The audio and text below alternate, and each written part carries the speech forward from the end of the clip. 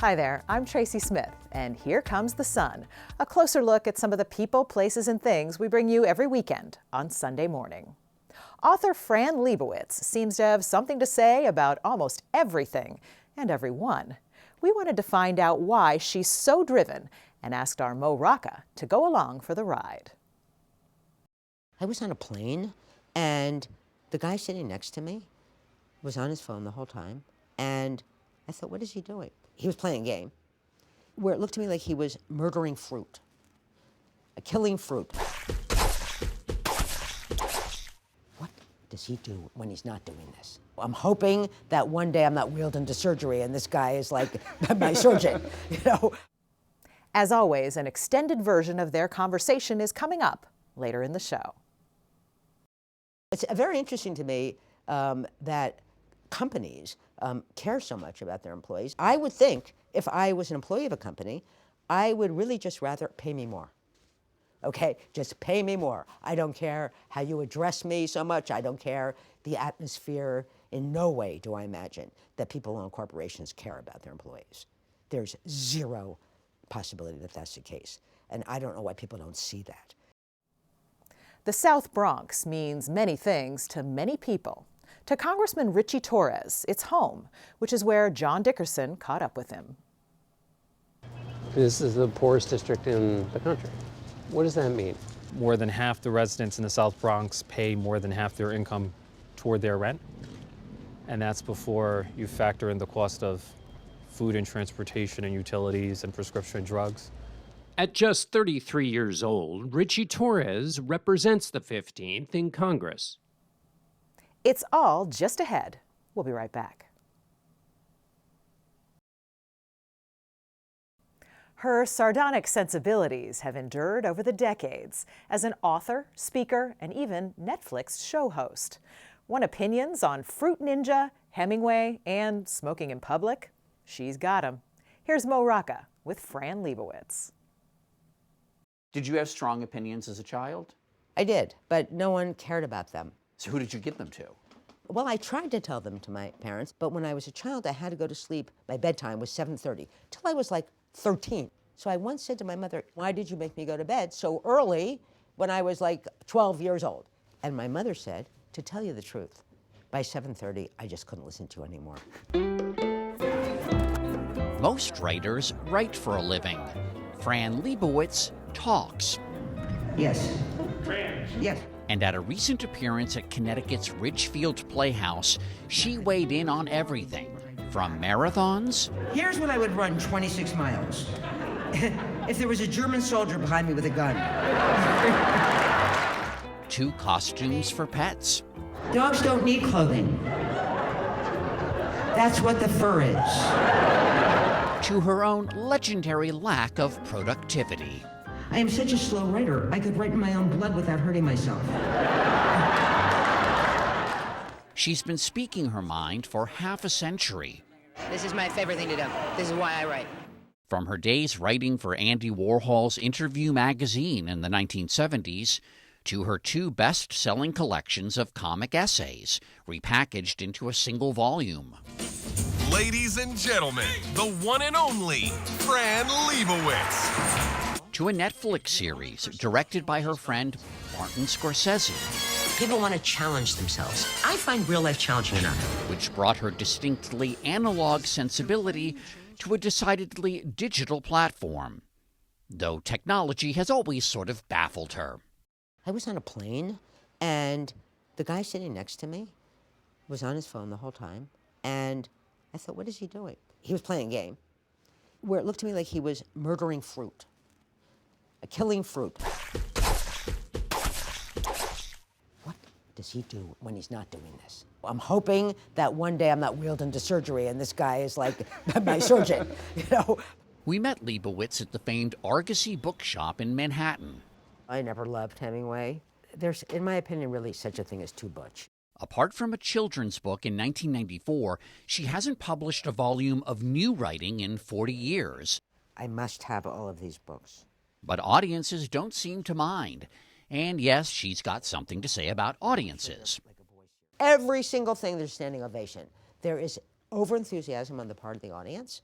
who has absolutely no way to judge the thing to begin with. I went to the ballet, maybe now 10 years ago, and I was shocked by the audience. So the second the first dancer put their foot on the stage, the audience erupted in cheers. I was shocked by this, okay? It used to be, if Baryshnikov managed to hang in the air for maybe, say, a full 15 minutes, they'd be like, okay, so the audience is, who are they applauding? Themselves. Lebowitz grew up in Morristown, New Jersey, where the reception to her wasn't exactly warm. Our parents did not pay the kind of attention to us that people pay attention to their children now. They felt that their job was to instruct us. Like I would say to my mother, "Can I please have an apple?" My mother would say, "May I please have an apple?" Well, she was right. I would say, "May I please have an apple?" She would say, "No." Okay, so that was childhood in the 1950s, not just mine. Leibowitz's scholastic record was not without its blemishes. I was expelled from high school. For what? The headmaster sent a letter, and the letter just basically said, she is a bad influence on the other girls and is usurping my power. Perhaps a certain revolutionary wardrobe choice was to blame. There was a Halloween party, where you wore a costume, and I had a friend who, I don't know where they got it, they had a Castro mask, and it was really good. It really looked like Fidel Castro. And I went with a cigar to this girls' school for Halloween, dressed as Fidel Castro in the 60s, and was suspended for this. In fact, Lebowitz, who is gay, has never been particularly radical. Sometimes kids come up to me in the street and say, "Thank you. Thank you for fighting for our rights." I didn't fight for your rights. I didn't fight for my rights. I just tried to avoid these problems. That's what I did. I didn't. Thank you for fighting for gay marriage. I never fought for gay marriage. We never heard of it. It's these two words together didn't exist, and who wanted it? Not me. I'm not against it. I'm glad you have it if you want it, but no thanks. Lebowitz has been a vocal advocate for rights of a different sort. Fran Lebowitz is a writer and a diehard defender of the right to smoke. I know that cigarette smoke annoys people. Other people's cigarette smoke annoys me. But there are no other laws in this country about annoyance. I mean, this is supposed to be, you're not entitled not to be annoyed. Here's the thing. It's an addiction. It is not, however, a character flaw. It is not a sign of immorality. It is just a bad habit. Fact is, it's a vice that gives Fran Lebowitz pleasure. Speaking of which, are people having enough pleasure these days? I don't know, but I will tell you this. If you're not having fun now, you will never have fun. So if you're not having fun in your 20s, by the time you're my age, I will be long dead. But try to remember that Fran said, I should have had fun in my 20s. As you can clearly tell, Fran Lebowitz is rarely at a loss for words, which is why we'll bring you more of her conversation with Mo Rocca in just a few minutes. But up next, the personal mission of young Bronx Congressman Ritchie Torres.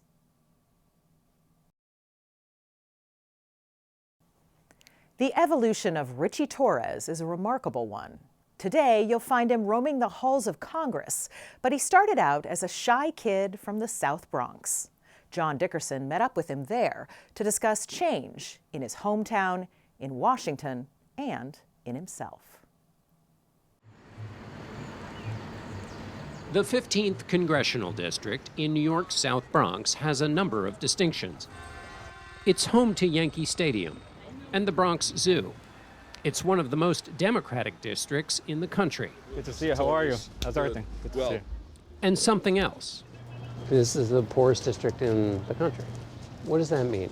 More than half the residents in the South Bronx pay more than half their income toward their rent.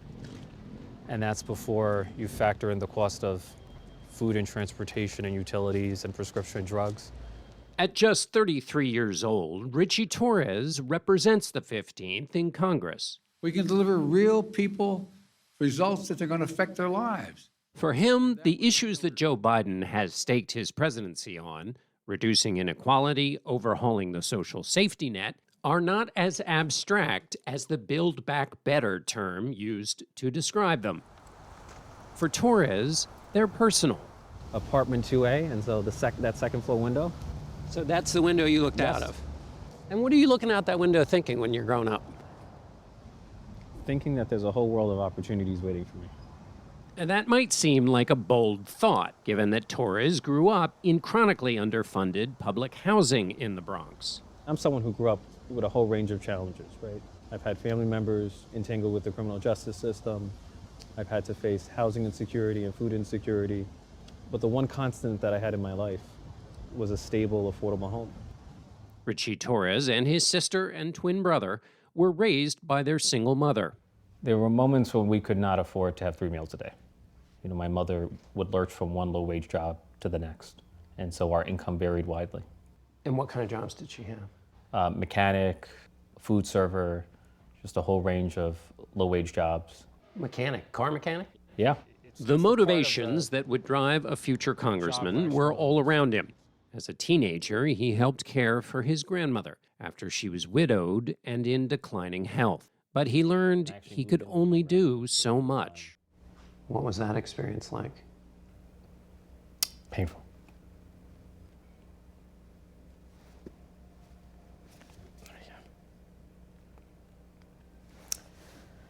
It's painful to see people you love who were the leaders of your family, the strong matriarchs of your family, struggle in their final years and become shadows of their former selves. And it's part of the reason I feel so strongly about home care.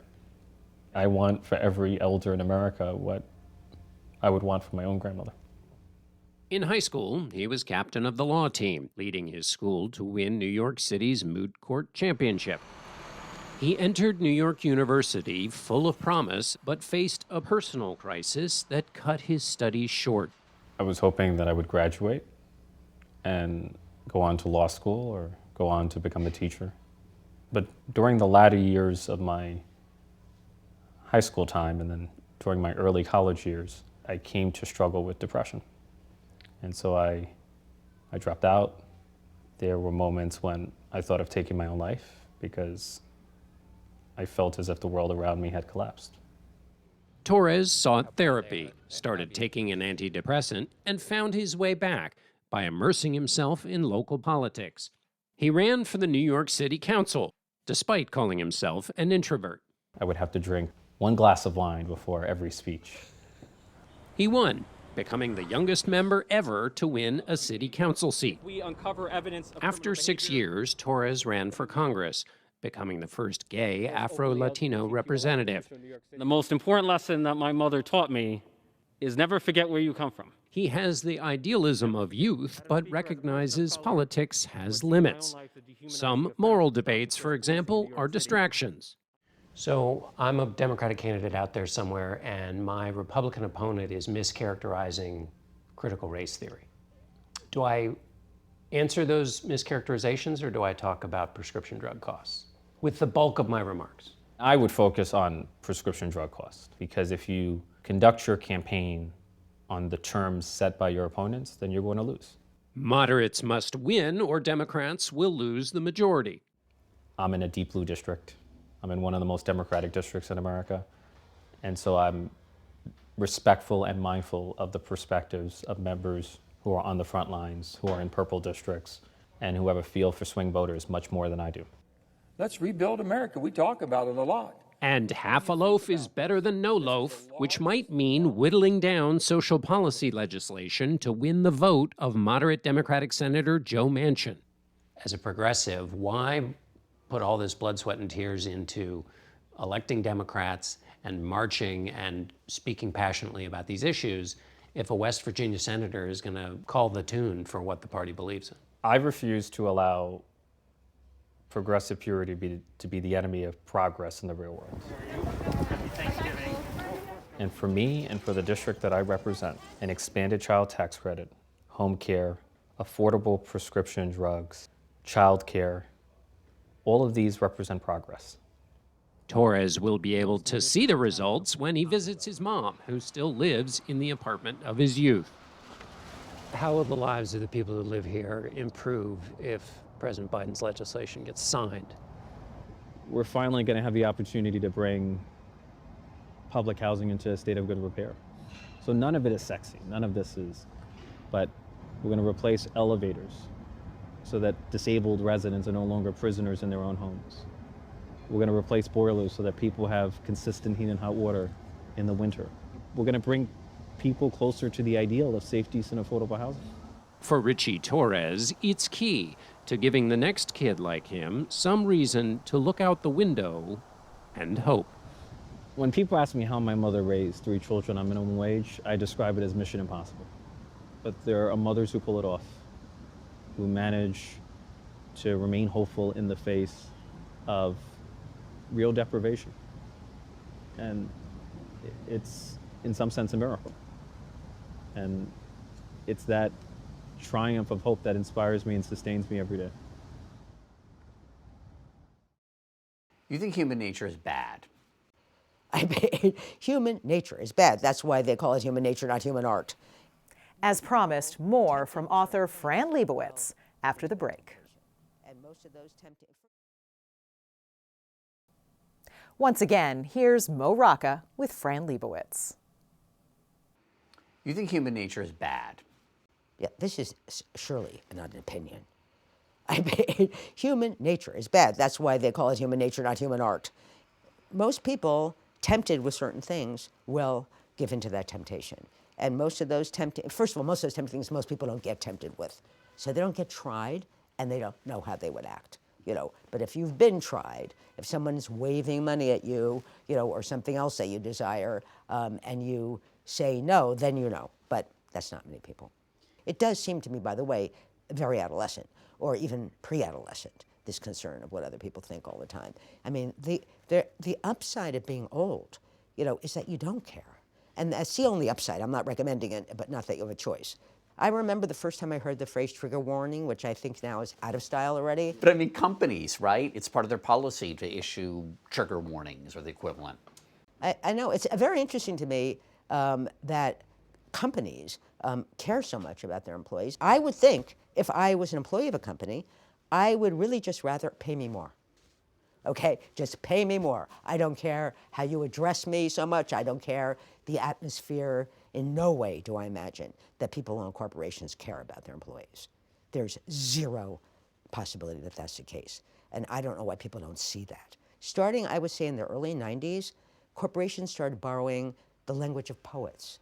And they started talking about their vision and their mission and, their environment. And, it was shocking to me that people bought this.